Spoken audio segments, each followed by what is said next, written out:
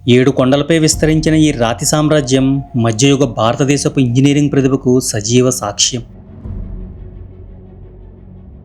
ప్రతి రాయి వెనక ఒక కథ ఉంది, ప్రతి గోడ వెనక ఒక యుద్ధ చరిత్ర దాగి ఉంది. సహజ సిద్ధమైన కొండలను రక్షణ కవచాలుగా మార్చిన నిర్మాణ శైలి ఆ కాలపు వ్యూహాత్మక దూరదృష్టిని ప్రతిబింబిస్తుంది. కోట శిఖరంపై నిలబడి చూస్తే ఎన్నో శతాబ్దాల క్రితం ఈ నేలపై నడిచిన రాజులు, సైనికులు, వీరుల అడుగుజాడలు మనసులో ప్రత్యక్షమవుతాయి. వర్షపు నీటి ప్రతి చుక్కను సంరక్షించే నీటి నిర్వహణ వ్యవస్థ నేటి తరానికి కూడా ఆదర్శంగా నిలుస్తుంది. యుద్ధాల గర్జనలు, విజయాల సంబరాలు, పరాజయాలు, విషాదాలు ఇవన్నీ ఈ కోట గోడల్లో ఎప్పటికీ ప్రతిధ్వనిస్తున్నట్లుగా అనిపిస్తుంది. ఈ కోటను సందర్శించడం అంటే కేవలం ఒక పర్యాటక ప్రదేశాన్ని చూడడం కాదు, 1000 సంవత్సరాల చరిత్రతో సంభాషించడం. ఇది ఆంధ్రప్రదేశ్ గర్వకారణం మాత్రమే కాకుండా భారతదేశపు సాంస్కృతిక చారిత్రక వైభవాన్ని ప్రపంచానికి చాటి చెప్పే అద్భుత వారసత్వ సంపద.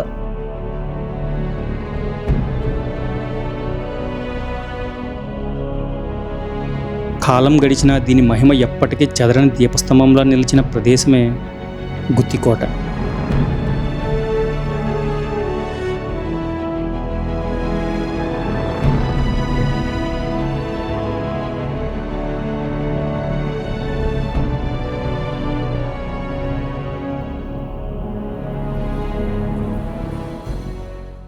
హాయ్ ఫ్రెండ్స్, ఈ వీడియోలో మీకు భారతదేశంలోనే రెండో అతిపెద్ద ఫోర్ట్ అయినటువంటి అనంతపూర్ డిస్ట్రిక్ట్ గుత్తిలో ఉన్న ఫోర్ట్ని అయితే చూపించబోతున్నాను. ఈ ఫోర్ట్ని సింగిల్గా ఎక్స్ప్లోర్ చేశాను. వీడియో చాలా ఇంట్రెస్టింగ్గా ఉంటుంది, అలాగే లెంగ్తీగా కూడా ఉంటుంది. సో అస్సలు స్కిప్ చేయొద్దు. అలాగే లైక్, సబ్స్క్రైబ్ చేయడం కూడా మర్చిపోవద్దు. ఈ ఫోర్ట్ గుత్తి ఊరు నుంచి 1 కిలోమీటర్ దూరంలో ఉంటుంది. బైక్ కింద పెట్టేసి పైకి స్టార్ట్ అవుతున్నా. ఇక్కడి నుంచి ఆల్మోస్ట్ 900 ఫీట్ పై కొండ వరకు ట్రెక్కింగ్ చేసుకుని ఎక్కాలంట. ఇక రూట్ ఎలా ఉంది ప్రస్తుతానికి, పైన ఎలా ఉంటుందో తెలియదు. మొత్తం ఇలా ఇలా ఇలా ఇలా ఇలా కొండ వరకు పైన కనిపిస్తుంది చూసారా, అదిగో టాప్, హిల్ టాప్, అక్కడ వరకు వెళ్ళాలి. గుత్తికోట అనేది భారతదేశంలోని అత్యంత అద్భుతమైన కొండకోటల్లో ఒకటి. సుమారు 300 మీటర్ల ఎత్తు ఉన్న ఈ కోట సహజ సిద్ధమైన రాతి కొండలను రక్షణ వ్యవస్థలో భాగంగా మార్చుకున్న అద్భుతమైన ఇంజనీరింగ్ నమూనా. నేడు మనం శిథిలాలుగా చూస్తున్న ఈ కోట ఒకప్పుడు వేలాది మంది సైనికులు, అధికారులు, గుర్రాలు, ఏనుగులు, వ్యాపారులు నివసించిన ఒక చిన్న నగరంలా ఉండేది.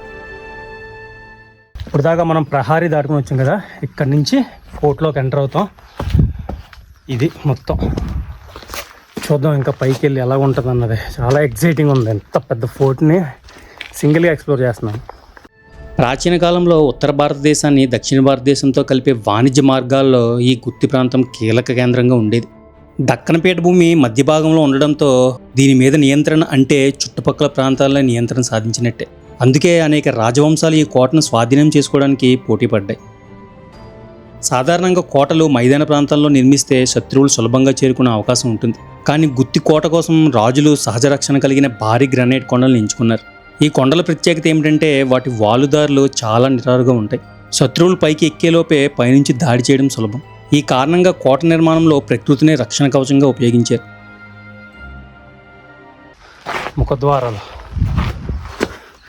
ద్వారాల్లో చాలా ద్వారాలు ఉన్నాయండి ఇక్కడ. అందులో ఫస్ట్ ద్వారంలోకి ఎంటర్ అయ్యాం. ఇది ఇటువంటి ద్వారాలు మీకు ఆల్మోస్ట్ 20-25 కనిపిస్తాయంట. చరిత్రకారుల అభిప్రాయం ప్రకారం ఈ కోట ప్రాథమిక నిర్మాణం 7 లేదా 8వ శతాబ్దాల్లో ప్రారంభమైంది. ఆ కాలంలో చాళుక్యుల ప్రభావం ఎక్కువగా ఈ ప్రాంతం మీద ఉండేది. మొదట చిన్న రక్షణ గోడలు, కాపలా స్థావరాలు మాత్రమే ఉండేవి. తరువాత శతాబ్దాల్లో వివిధ రాజవంశాలు దీనిని విస్తరించాయి. 9 మరియు 10వ శతాబ్దాలలో నోలంబ రాజులు గుత్తి ప్రాంతాన్ని పాలించారు. వీరు కోటలో అనేక రక్షణ గోడలను నిర్మించారు. శత్రువులు ఒక గోడ దాటిన వెంటనే మరొక గోడ ఎదురయ్యే విధంగా బహుళ రక్షణ వ్యవస్థని రూపొందించారు. ఇది ఆ కాలంలో అత్యాధునిక సైనిక వ్యూహంగా భావించబడేది.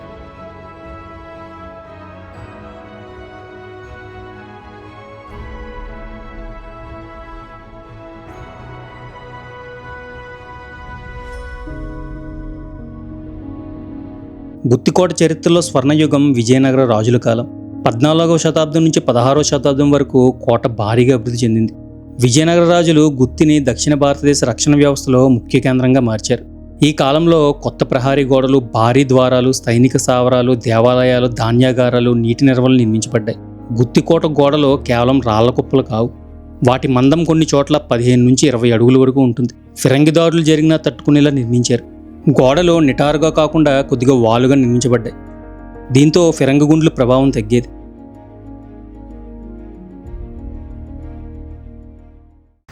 ఇదిగో కొద్దిగా పైకి వచ్చిన తర్వాత ఈ విధంగా ఉంది. ఇక్కడ కొద్దిగా వాటర్ పాండ్ కూడా ఉందండి. పాండ్ కోట పైన ఇంకా పైకి వెళ్ళాలి. ప్రస్తుతానికి ఇక్కడ చూద్దాం, ఏవో ఉన్నాయి ఇక్కడ, ఇవి కొద్దిగా కవర్ చేద్దాం. కోటలో 15 చిన్న కోటలు గుత్తికోట ప్రత్యేకతల్లో ఒకటి. ఇది ఒక చోటే కాదు, దీనిలో 15 చిన్న కోటల సముదాయం ఉంది. ఒక కోట పడిపోయినా మిగిలిన కోటలు పోరాటం కొనసాగించగలవు. ఇది మధ్యయుగ సైనిక వ్యూహాల్లో అత్యంత తెలివైన ఆలోచన. కోట ద్వారాలు నేరుగా ఉండవు, వంకర్లుగా నిర్మించారు. ఎందుకంటే శత్రువులు ఏనుగులతో గేట్లను ఢీకొట్టినప్పుడు నేరుగా లోపలికి ప్రవేశించకుండా ఉండాలి. ప్రతి మలుపులో సైనికులు దాడి చేయడానికి ఏర్పాట్లు ఉండేవి. కొండపై వేలాది మంది జీవించాలంటే నీరు అత్యంత అవసరం. అందుకే గుత్తికోటలో అత్యంత అభివృద్ధి చెందిన నీటి నిర్వహణ వ్యవస్థ నిర్మించారు. వర్షపు నీటిని సేకరించేందుకు చెరువులు, కుంటలు, బావులు, రాతి కాలువలు నిర్మించారు. కోటలో 108 నీటి నిల్వ కేంద్రాలు ఉన్నాయని చెబుతారు. కొండపై పడే ప్రతి చుక్క నీటిని ఉపయోగించుకునేవారు. రాతి ఉపరితలంపై ప్రవహించే నీటిని కాలువల ద్వారా నిల్వ కుంటల్లోకి మళ్లించేవారు. ఇది నేటి రెయిన్ వాటర్ హార్వెస్టింగ్ వ్యవస్థకు పూర్వరూపం. యుద్ధ సమయంలో నెలల తరబడి కోట ముట్టడిలో ఉండేది.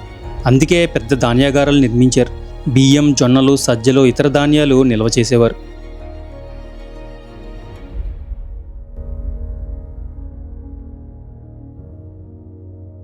కోటలో ప్రత్యేక ఆయుధ నిల్వ కేంద్రాలు కూడా ఉండేవి. ఇక్కడ ఖడ్గాలు, ఈటెలు, విల్లు, బాణాలు, ఫిరంగులు నిల్వ చేసేవారు. ఇది కేవలం సైనిక స్థావరం మాత్రమే కాదు, ఇక్కడ కుటుంబాలు, వ్యాపారులు, పూజారులు, కళాకారులు కూడా నివసించేవారు. అంటే కోటలో ఒక చిన్న పట్టణమే ఉండేది.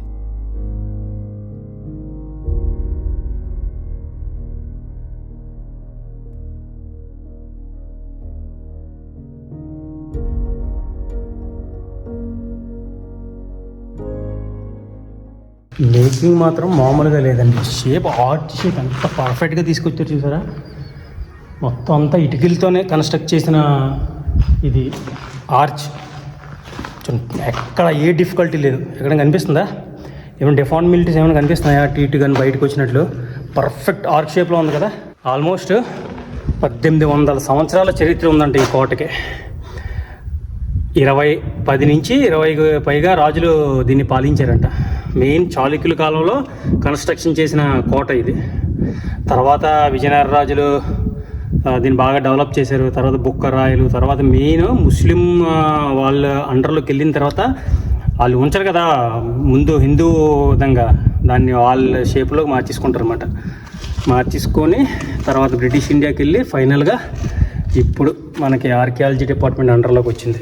ఇదిగో ఇందాక చూసాం కదా, అక్కడ ఒక ముఖద్వారం, ఇంకా ఇది ఒక ముఖద్వారం. ఇలాంటి ముఖద్వారాలు ఎన్ని ఉన్నాయి కూడా మనం కౌంట్ చేయాలి. ఆల్మోస్ట్ ఆ మసీద్ చూసాం కదా, ఆ లెవెల్లోనే ఉన్నాం. ఇంకా చూడండి అది ఎంతో పెద్దది ఉందో, పైకి వెళ్ళి కొలిది వస్తూనే ఉంది. నాకు తెలిసి ఒక రోజులో అయితే ఈ కోటను కవర్ చేయలేమండి.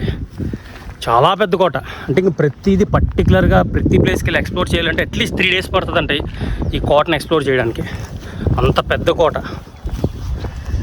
బాబా మొత్తం ఈ కొండ ఏంటంటే మొత్తం రాతి కొండ అన్నమాట ఇది మీకు. అందుకే దీని మీద ఇన్ని సంవత్సరాలైనా చెక్కు చెదరకుండా అలాగే ఉంది కోట ఇది.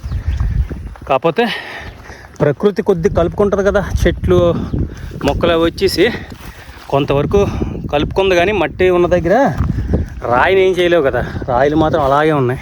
ఇదిగోండి వాటర్ పాండ్. అది కింద మనం వచ్చిన ద్వారం. ముందు పైకి వెళ్దాం. పైకి వెళ్ళి చూసేస్తే మొబైల్లో కొద్దిగా తక్కువ కనిపిస్తుంది కదా ఫ్రేము, డ్రోన్ పెట్టుకొని వద్దాం. అప్పుడు మీకు మొత్తం క్లియర్గా కనిపిస్తుంది అంతా. చేతిలోకి దొరికింది ఇది పట్టుకొని ఉన్న కోతులు అటాక్ చేస్తాయని ఒక్కడనే ఉన్నాను కదా, ఎవరు రాలా, వస్తారేమో మరి తెలీదు. ఇదిగో ఈ బావి కనిపిస్తుంది చూసారా, ఈ బావిని దీపాల బావి అనేవారండి. ఎందుకంటే మీకు చుట్టూ రంధ్రాలు కనిపిస్తున్నాయి కదా, ఈ రంధ్రాల్లో ఏంటంటే దీపాలు పెట్టేవారంట. దీపాలు పెట్టడం వల్ల ఇదంతా లైటింగ్ వచ్చేదంట.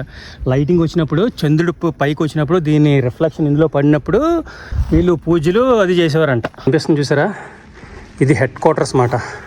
బ్రిటిష్ టైంలో దీన్ని హెడ్ క్వార్టర్స్గా వాడేవారు. రాజుల టైంలో వీళ్ళు వాళ్ళ సైనిక శిబిరాల మెయిన్ స్థలంగా వాడేవారంట. ఇక్కడి నుంచి అవి కనిపిస్తున్నాయి కదా, అదిగో అవి రాజుల కాలంలో గుర్రపు శిబిరాలు, మామూలుగా బ్రిటిష్ కాలంలో సైనిక శిబిరాల కింద వాడేవారంట అవి. ఇదిగోండి పైకి వెళ్తే ఇంకా ఉంది, చాలా హైట్ ఉంది. ఆల్మోస్ట్ అక్కడికి రీచ్ అవ్వాలి మనం. ప్రస్తుతానికి ఇగో ఇదేదో ఉంది, ఇటు నుంచి పైకి వెళ్దాం ఒకసారి. ఇదిగో ఇదేదో చూడండి, ఇది ఒక ద్వారం అన్నమాట. ఈ ద్వారంలోంచి పైకి వెళ్ళొచ్చు. 18వ శతాబ్దంలో గుత్తికోటపై హైదర్ అలీ దృష్టి పడింది. దక్షిణ భారతదేశంలో తన ప్రభావాన్ని విస్తరించేందుకు ఈ కోటను ఉపయోగించుకున్నాడు. టిప్పు సుల్తాన్ కాలంలో గుత్తికోటకు మరింత సైనిక ప్రాధాన్యం వచ్చింది. ఆయన ఫిరంగ వ్యవస్థను బలోపేతం చేశాడు, రక్షణ గోడలను మరమ్మతు చేయించాడు. ఆంగ్లో మైసూర్ యుద్ధాల సమయంలో గుత్తికోట వ్యూహాత్మక కేంద్రంగా మారింది. బ్రిటిష్ సైన్యం ఈ కోటను స్వాధీనం చేసుకోవడానికి అనేక ప్రయత్నాలు చేశారు. చివరికి కోట బ్రిటిష్ ఆధీనంలోకి వెళ్ళిపోయింది. నా దగ్గర డ్రోన్ గన్ లేకపోయి ఉంటే అండి, కోతులు ఇంపాసిబుల్, అసలు పైకే రాను. అన్ని కోతులు ఉన్నాయి అక్కడ. జస్ట్ ఒక్కసారి డ్రోన్ ఆన్ చేసి పెట్టబడి పటాపంచులు అయిపోయి అక్కడ ఒక్కడు కూడా కనిపించలే. అది నాకు ఒక్కొక్కసారి ఇది నాకు ఎంతగానో ఉపయోగపడుతుందండి డ్రోన్ ఇలాంటి ప్లేసుల్లో. ఇక్కడే కాదు, ఇంతకు ముందు కూడా ఏదో లొకేషన్లో అలాగే యూజ్ అయ్యాయి. ఇంకో ఆల్మోస్ట్ పై వరకు వచ్చాం. మ్యాక్సిమమ్ నేను కొన్ని వీడియోలు చూశాను కానీ ఎవరు పై వరకు రాలా. అయితే డ్రోన్ పంపించి విజువల్స్ తీయడం, లేకపోతే ఫస్ట్ ఫ్లోర్ అని చూసారా ఇందాక చూపించిన గుర్రపు సాలలు అవన్నీ సెక్యూరిటీ ఫోర్సెస్ ప్లేసెస్ అంతవరకు మాత్రమే వచ్చి ఆ లొకేషన్ చూపించి బ్యాక్కి వెళ్ళిపోయారు. ఎందుకంటే పై వరకు రారు, ఎందుకంటే భయంకరంగా ఉన్నాయి కోతులు, కొండముచ్చులు, పెద్ద పెద్ద కోతులు. అవి అలవాటు పడిపోయిన కోతులు మాట. వాటికి తెలుసు ఎలా దాక్కొని చూడాలో, నా పైకి రాడాలో అవన్నీ మామూలుగా లేదు. నా కెమెరాలో కనిపిస్తున్నాయి మాట కోతులు. మడి అమ్మ అని చెప్పేసి ఇట్లా ఇలా కాదని చెప్పేసి ఒక్కసారి డ్రోన్ ఆన్ చేయబడికి పటాపంచలే, ఒక్క కోతి కనిపించలేదు నా చుట్టుపక్కల. ఎందుకంటే బ్యాగ్లో పట్టుకెళ్ళిపోతాయండి అవి. డ్రోను అన్నీ పట్టుకెళ్ళిపోయానుకో అయిపోయినట్టు నా సీను. ఇదిగో వచ్చామండి పైకి. ఆల్మోస్ట్గా ఇక్కడి నుంచి మెట్ల దారి ఉందంతే, డైరెక్ట్ పైకి యాక్సెస్. ఇదిగో ఆల్మోస్ట్ పైకి వచ్చానండి. ఇది కొద్దిగా ఇలా చుట్టూ తిరిగి వెళ్ళాలన్నమాట. ఇది ఇటు నుంచి ఎక్కేసాను పైకి. వాటి పైన రూట్ ఏం కనిపించలే. ఇదిగో ఇటు నుంచి చుట్టూ పైన డ్రోన్ పంపిస్తే రూట్ ఇటు నుంచి కనిపించింది. ఇలా చుట్టూ తిరిగి వెళ్ళాలి. చాలా బావిలు కనిపిస్తున్నాయండి. ఎందుకు తెలుసా? ఎవరు తెలిస్తే కమెంట్ చేయండి, టెక్నికల్గా ఆలోచించండి. ఈ బావిలు ఎందుకు ఇన్ని కన్స్ట్రక్షన్ చేశారంటే ఆల్మోస్ట్ 101 బావి ఉన్నదంట కింద వాళ్ళు చెప్తున్నారు. ఈ కొండ మొత్తానికి, ఈ సామ్రాజ్యం మొత్తానికి 101 బావులు తవ్వారంట.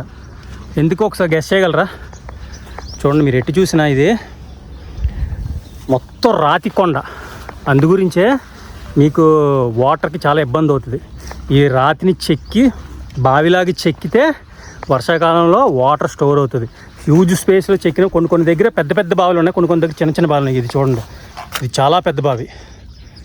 ఆల్మోస్ట్ ఒక 1/2 కిలోమీటర్ విడ్త్ ఉంది, అంత పెద్ద బావి. ఇంత పెద్ద బావి తవ్వి వాటర్ ఎప్పుడైతే పడుతుందో ఈ వాటర్ని యూజ్ చేసుకుంటారు అన్నమాట పైకి కిందకి తీసుకెళ్ళడానికి. అది ఎందుకంటే ఆల్మోస్ట్ మీకు 30,000 సైన్యం ఉండేదంట. రాజుల కాలంలో 30,000 సైన్యాలు ఉండేదంట. బ్రిటిష్ కాలంలో కూడా సేమ్ ఆల్మోస్ట్ అదే కౌంట్ మ్యాచ్ అయ్యి ఉండేదంట. అంతమందికి మరి వాటర్ ఇవ్వాలంటే ఈ పైనే కష్టం కదా. అందు గురించే 101 బావులు ఉన్న ఏకైక ఫోర్ట్ అంటే ఇదే గుత్తికోట. అంత పెద్ద ఫోర్ట్. ఆల్మోస్ట్ 16 కిలోమీటర్ల కోట కూడా అండి. ఇది మొత్తం 16 కిలోమీటర్ల కోట కూడా మనకు కనిపించదు, కను చూపు మేర ఉండదు. చుట్టూ ఇంకా కొండల చుట్టూ ఉన్నాయి, అంతా ధ్వంసం అయిపోయాయి. ఇప్పుడు ఆల్మోస్ట్ 1800 సంవత్సరాల క్రితం కన్స్ట్రక్షన్ చేసింది చాళుక్యుల టైంలో. తర్వాత అలాగా ఒక్కొక్క రాజుల్ని మారుకుంటూ బ్రిటిష్ ఇండియా నుంచి ప్రస్తుతానికి ఇలా పాడుపడిపోయింది. పైకి ఎక్కడానికి అయితే ఏం లేదంటే మ్యాక్స్ దీని గురించి తెలియదండి, చాలామందికి తెలియదు. అందు గురించి నేను కూడా ఈ రాయలసీమ ఎక్స్ప్లోరేషన్కి వచ్చిన తర్వాత నాకు ఈ గుత్తికోట గురించి తెలిసింది. లేకపోతే ఇంతకుముందు ఎప్పుడు తెలియదు నాకు. ఎందుకంటే ఇలాంటి చారిత్రక ప్రదేశాలు అంటే చాలా ఇంట్రెస్ట్. ఎలాగైనా వెళ్ళిపోతాను, ఎంత దూరం వెళ్ళిపోతాను. అందుగురించి నాకు తెలియదు మాట. ఇక్కడికి వచ్చిన తర్వాత రీసెర్చ్ చేస్తే తెలిసింది. అంటే కర్నూలులో ఉన్నప్పుడు తెలిసింది. 100 కిలోమీటర్లు ఉంటుంది కర్నూలు నుంచి. ఇది ఒక్క కోట చూడడానికే రావచ్చు ఇక్కడ వరకు. అంటే ఇది ఒకటే ఉందండి, అంతకుమించి గుత్తిలో ఏం లేదు పెద్ద. ఈ కోటే హైలైట్ మాట, రాతి కోట. చూడండి ఎక్కడికెక్కడ ఈ సైనిక స్థావరాలు, పైన రాజ్మహల్, రాణిమహల్ అవి ఉంటాయంట. అంటే ధ్వంసం అయిపోయి టాప్లన్నీ పోయే ఆ పైన ఉన్నాయి. చూద్దాం, పైకి వెళ్దాం. అలాగే వచ్చాం కదా ఇక్కడ వరకు. రాళ్ళ మధ్య ఎక్కడ మట్టి కనిపిస్తే అక్కడ చెట్లు మొక్కలు పెరిగిపోతున్నాయి. అంతే, ఇంకా అలా వదిలేస్తే ఇంకా ప్రకృతి తీసుకుంటుంది కదా. చూసారు కదా ముఖద్వారాలు, ఇటువంటి ముఖద్వారాలని వచ్చే దారులు ఎన్ని కనిపించాయి. చాలా ఉంటాయి ఇటువంటి ముఖద్వారాలు. ఒక్కొక్క ముఖద్వారం దాటుకుంటూ మాత్రమే వెళ్ళగలరు ఆ కాలంలో, రాజుల కాలంలో. ఇది చాలా నిర్మానుష్యంగా ఉంది కదా, ఏమైనా చిన్న చిన్న జంతువులు ఉండే ఛాన్స్ ఉంటుంది. అందు గురించే డౌట్ వచ్చే కొద్ది కింద నుంచి డ్రోన్ పంపించి నువ్వు చెక్ చేసుకొని పైకి వెళ్తున్నాను. నేను ఒక్కడనే వచ్చాను కదా, ఏమైనా అటాక్ చేస్తాయి. అందు గురించే చిన్న అడవిలాగే ఉంది. ఎందుకంటే కొండలైనా ఈ రోజు వెదరింగ్ జరుగుతూ ఉంటుంది కదా, మట్టి ఫామ్ అవుతుంది. మట్టి ఫామ్ అవుతున్నప్పుడు సాయిల్ తోడవుతుంది, మొక్కలకి సారవంతమైన ఆహారం దొరుకుతుంది, మొక్కలు పెరిగిపోతాయి ఆటోమేటిక్గా. తిండి పైన టాప్ ఇదిగో చూసారా చిన్న చిన్న బావులు ఎలా ఉన్నాయో. ఒకసారి ఊహించుకోండి, ఆ రాజుల కాలంలో ఇవన్నీ క్లీన్గా నీట్గా ఉండి, ఇవంతా వాటర్ ప్యూర్ వాటర్ అయ్యే ఉండి, ఇవన్నీ దీపాలతో రాజులు, సైనికులు, గుర్రాలు ఇంత పైన. ఒకసారి ఊహించుకోండి, ఆ ఎరాకి వెళ్తే మనకి ఒక ఫిక్షనల్ ఫీలింగ్ వస్తుంది. చూసారా సైనిక స్థావరాలు ఇవన్నీ ఇలాంటి వాటిలోనే ఉంటాయి. జాగ్రత్తగా లోపలికి ఉన్నాయా, ఏం లేవు కదా, ఇగో వెళ్తుంది రావడానికి. చూసారా ఎలా ఉన్నాయో. ఇది అలాగే ఇదిగో ఇక్కడ ఇదేదో ఉంది, ఇది చూద్దాం. దీని లోపలికి వెళ్ళి ఇదిగో ఇది చూసారు ఎలా ఉందా, మొత్తం రాతి కట్టడమే. ఇవి చూడండి చెక్కు చెదరకుంటున్నాయి అమ్మా ఇవి. ఇదిగో వెళ్తే బయటికి మాటది, అక్కడ విండోస్ చూసారు ఎలా ఉందో బయట నుంచి. ఇదిగో మళ్ళీ ఇక్కడ ఒక బావి,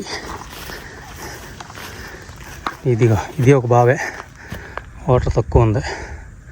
చూసారా శిథిలం అయిపోయినవి ఎన్ని ఉన్నాయో. ఇది మొత్తం కోట పైన, కొండపైన, ఆల్మోస్ట్ పైన. ఫైనల్ అండి ఇదే. దీని పైకి ఎక్కితే ఇదే హైయెస్ట్ పీక్. పైకి వచ్చాం, సక్సెస్ఫుల్గా పైకి వచ్చాం. అమ్మ ఎస్, ఇదండి హైయెస్ట్ పీక్. అమ్మ ఇదిగా ఎలా ఉందో ఇక్కడ. ఇది ఇక్కడ నుంచి రహస్య మార్గం ఉండేదంట, మొత్తం కప్పేశారు. మట్టి కనిపిస్తుంది చూసారు కింద, మొత్తం కప్పేశారు. ఇదిగో షేప్ మొత్తానికి సాధించానండి పైకి వచ్చి. అస్సలు వదిలే టైప్ కాదు నేను. ఎన్ని కోతులు కాదు కదా, వాళ్ళు జేజంబులు వచ్చినా ఎలాగైనా వచ్చేస్తాను పైకి నేను. కాకపోతే ఆ కోతులు చాలా గ్రేట్. అమ్మ బాబోయ్, తెలివి మీరిపోయే కోతులు. ఎంత తెలివైనవి అంటే, ఒక గుంపుగా రావడం, దొంగతనంగా తొంగి చూడడం, మొక్కల్లో దాక్కోవడం, నా బ్యాగ్ లాగేద్దామని, ఏమైనా ఉంటే పీక్కొని పోవచ్చు కదని. గ్రేట్ ఎక్స్పీరియన్స్ అండి. గుత్తి ఎప్పుడు రాలా, ఫస్ట్ టైం వచ్చా. ఇటువంటి గ్రేట్ ఎక్స్పీరియన్స్ని సాధించాను అంత దూరం వచ్చి. నీకు ఈవినింగ్ కానీ వస్తే ఈ చుట్టూ అట్మాస్ఫియర్ ఏం కనిపిస్తుంది తెలుసా. ఇప్పుడు మొత్తం ఫాగ్ టైప్ ఉండిపోయి అసలు సరిగ్గా కనిపించట్లేదు, కానీ చుట్టూ మౌంటైన్స్ అవి మాత్రం సూపర్గా. చాలా హైయెస్ట్ పీక్ అండి ఇది, చాలా హైయెస్ట్. ఆల్మోస్ట్ 300 మీటర్ల హైయెస్ట్ అంటే ఆలోచించుకోండి ఎంత హైట్లో ఉందో ఈ పీక్. చుట్టూ సూపర్ కనిపిస్తుంది. అక్కడ నది, ఆ నది కనిపిస్తుంది. బాబా సెల్ ఫోన్ టవర్ కొండ ఇక్కడ దానికంటే పైన ఉన్నాం మనం. 3 అవర్స్ నుంచి ఈ కోటను ఎక్స్ప్లోర్ చేస్తున్నానండి. ఒక 70% వరకు కనిపించిన బిల్డింగ్స్ అన్నీ, మొత్తం సైనిక స్థావరాలు ఇవన్నిటిని అయితే కవర్ చేశాను. ఇంకా దూరంగా అవి కాపలాదారులు ఉంటారు చూసారా, అవి కూడా ఉన్నాయి. అవి బాగా లాంగ్లో ఉన్నాయండి. డ్రోన్ పంపించి చూసాను, బట్ ఏమో ఇక్కడి నుంచి అయితే బాగా కనిపిస్తుంది. సో మ్యాక్సిమం ఈ ఫోర్ట్ మొత్తం కవర్ చేస్తున్నట్టేనండి. మీకు అగో ఎంత దూరంలో చూడండి కోట కూడా, సైనిక స్థావరం. అదిగో కాపలా కాస్తారు కదా చుట్టూ వాల్స్ మీద, వాచ్ టవర్స్ టైపు. అయ్యో ప్రతి ఎడ్జ్లో ఇంత పైనుంచి ఏ సైన్యం వచ్చినా క్లియర్ కనిపిస్తుంది, ఈజీగా అటాక్ చేయొచ్చు. చూసారా రాజులు అప్పట్లో అలా కనీసం. అందుగురించే మన మిలిటరీ వాళ్ళకి కూడా హయ్యెస్ట్ పీక్లోనే ఉంటాయి పోస్ట్స్. అవిని తవాంగ్లు అవి చూపించాను కదా, ఎంత హైట్లో ఆల్టిట్యూడ్లో ఉంటాయి పోస్ట్స్ అవి. మన కార్గిల్లో కూడా అదే కదా ఇబ్బంది అయింది మనకి. ఆ పాకిస్తాన్ వాళ్ళు పైన ఉండేవారు, మన వాళ్ళు కిందన ఉండడం వల్ల మన ప్రతి మూమెంటే వాళ్ళకి తెలిసిపోయింది అనమాట. అందుగురించే జీపీఎస్ సపోర్ట్ అడిగేవారు అక్కడ ఎవరెవరు ఎంతమంది ఉన్నారని. బట్ ఆ టైంలో మనకు అమెరికా జీపీఎస్ సపోర్ట్ చేయకపోవడం వల్ల ఇజ్రాయిల్ చేసింది ఆ టైంలో జీపీఎస్ అప్పుడు. ఆ టైం గురించే మనం ఆ వార్ విన్ అవ్వగలిగాం. పైన ఉన్నవాడికి కింద ఉన్నవాడికి అదే తెర. పైనుంచి రాళ్ళు తోసేస్తారు, మనుషులు కనిపిస్తారు, పైనుంచి ఫిరంగుల ద్వారా బాంబులు పంపించవచ్చు. అమ్మమ్మో మామూలుగా కాదు. కోట కూడా అఫీషియల్గా 16 కిలోమీటర్లు ఉంటుందంటే అండి, అన్అఫీషియల్గా 21 కిలోమీటర్లు ఎంత ఉంటుందండి. అంత పొడవు కోట కూడా ఉంటుందండి దీని మొత్తానికి. ఇదిగో ఒక రూమ్ ఉందండి ఇక్కడ, భయంకరమైన చీకటి రూము. ఇది ఒక్కసారి చూద్దాం. అబ్బో చాలా చీకటి ఉందండి. కెమెరాలో కనిపిస్తుంది కానీ బయట మాత్రం చాలా చీకటి ఉంది. అక్కడక్కడ లైటింగ్ వస్తుంది కదా, ఆ లైట్ ఫోకస్ అయ్యి కెమెరాలో కనిపిస్తుంది కానీ చాలా చీకటి ఉంది. అబ్బో ఇది గుర్రాలు పెట్టి స్థావరం లేకపోతే మనుషులు పెట్టి స్థావరం ఏం తెలియట్లేదు. ఇది చాలా భయంకరంగా ఉందండి బాబా. ఇక్కడ అక్కడక్కడ పెయింటింగ్స్ కూడా ఉన్నాయి. ఇదిగో పెయింటింగ్స్. పైకి వెళ్ళేటప్పుడు ఒక 2 లీటర్లు వాటర్ పట్టుకెళ్ళండి. అలాగే తినడానికి కూడా ఏమైనా పట్టుకెళ్ళండి. మ్యాక్స్ 1.5 hour to 2 hours పట్టచ్చు. పైకి వెళ్ళడానికి కిందకి రావడానికి 3 hours పట్టేస్తుంది. సో వెళ్ళేటప్పుడు పట్టుకెళ్ళడం బెస్ట్. ఏమైనా ఒక బ్యాగ్లో పెట్టుకోండి, ఎందుకు కోతులు అటాక్ చేస్తాయి. చేతిలోకి ఇలాంటి కర్ర మాత్రం పట్టుకెళ్ళడం అస్సలు మర్చిపోద్దు. భయంకరంగా ఉన్నాయి కోతులు ఇక్కడ. అలాగే మనం వస్తున్న దారిలోని ఫిరంగులు చూసాం కదండి, అవి పైనుంచి కిందకి తీసుకురావడానికి 3 రోజులు పెట్టిందంట. అంత వెయిట్ ఉంటాయంట అవి ఆ ఫిరంగులు. తర్వాత ఆర్కియాలజికల్ డిపార్ట్మెంట్ వాటికున్న వీల్స్ని తయారు చేయించారు. తెలిసిందే కదా ఫిరంగులు ఎందుకు వాడతారు, కోట గోడలను బద్దలు కొట్టడానికి, ఇంకా ఏమైనా పెద్ద పెద్ద వాహనాల టైప్ వస్తున్న వాటిని ధ్వంసం చేయడానికి ఈ ఫిరంగులను యూజ్ చేస్తారన్నమాట. ఆధునిక ఫిరంగులు, తుపాకులు అభివృద్ధి చెందడంతో కొండకోటల ప్రాధాన్యం తగ్గిపోయింది. అలాగే పరిపాలనా కేంద్రాలు మైదాన ప్రాంతాలకు మారాయి. దీంతో గుత్తికోట క్రమంగా నిర్లక్ష్యానికి గురైంది. నేడు గుత్తికోట చరిత్ర ప్రేమికులకు, పర్యాటకులకు ఒక స్వర్గధామం లాంటిది. కోట శిఖరం నుంచి కనిపించే దృశ్యాలు అద్భుతంగా ఉంటాయి. సూర్యోదయం, సూర్యాస్తమయం సమయంలో కూడా ఈ ప్రాంతం మరింత అందంగా కనిపిస్తుంది. ఎలా అనిపించిందండి మన హిస్టరీ? 1800 సంవత్సరాల క్రితం కోటని ఇప్పుడు వచ్చి చూస్తుంటే నిజంగా ఏదో తెలియని ఫీలింగ్ అండి. చాలా కష్టపడి చేస్తున్నానండి. చాలామంది నా వీడియోస్ సబ్స్క్రైబ్ చేయకుండా చూస్తున్నారు. ఆల్మోస్ట్ 90% సబ్స్క్రైబ్ చేయకుండా చూస్తున్నారు. వీడియో నచ్చితే మీరు కమెంట్ చేయండి, కంపల్సరీ రిప్లై ఇస్తాను. మీకు ఏమైనా ఇన్ఫర్మేషన్ కావాలన్నా నేను ఇన్స్టాగ్రామ్, ఫేస్బుక్లో మెసేజ్ చేస్తే పక్కా రిప్లై ఇస్తాను. టీవీలో చూసేవాళ్ళండి, మెయిన్ టీవీలో చూసేవాళ్ళు. ఎందుకంటే ఆల్మోస్ట్ నా వీడియోస్ అన్ని 90% టీవీలోనే చూస్తున్నారు. నాకు స్టాటిస్టిక్స్ వస్తాయి యూట్యూబ్లో, 90% చూస్తున్నారు. ఎందుకంటే టీవీలో వీడియో చూసిన వాళ్ళు కొద్దిగా సబ్స్క్రైబ్ చేయడానికి రిమోట్తో కొద్దిగా ఇబ్బంది అవుతుంది. సో కొద్దిగా టైం తీసుకొని అయినా ఆ సబ్స్క్రైబ్ బటన్ కొద్దిగా నొక్కితే మనకి కౌంట్ అన్నది చాలా ఇంపార్టెంట్ అండి.